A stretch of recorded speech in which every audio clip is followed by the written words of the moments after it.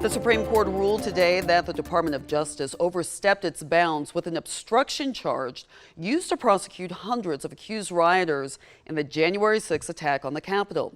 Erica Brown has more on what this means for some of the defendants and former President Trump.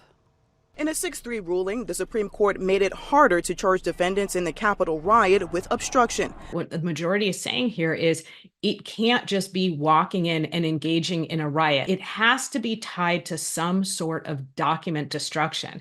Conservative Justice Amy Coney Barrett issued a stinging and somewhat surprising dissent. She says, or otherwise means you tried to corruptly impede a official proceeding, and a riot is enough to do that. Former Harrisburg, Pennsylvania police officer Joseph Fisher brought the case, his lawyer arguing federal prosecutors were using the Enron-era law as a dragnet. The top House Republican voiced approval of the ruling. Effectively, the court agrees that a number of the defendants in the January 6th proceedings have been overcharged. The impact is already being felt on the D.C. docket, with more cases being ordered for review and deadlines as soon as next week. U.S. Attorney General Merrick Garland expressed disappointment and pointed out in a statement the vast majority of the more than 1,400 defendants will not be affected by this decision. There are no cases in which the department charged a January 6th defendant only with the offense at issue in Fisher. The ruling could impact part of former President Trump's federal election case.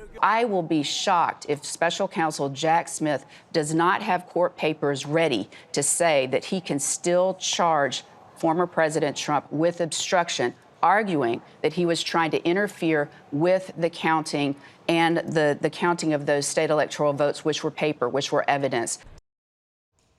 The High Court also announced its last day of this term is Monday, when watchers can expect a decision on Mr. Trump's immunity case.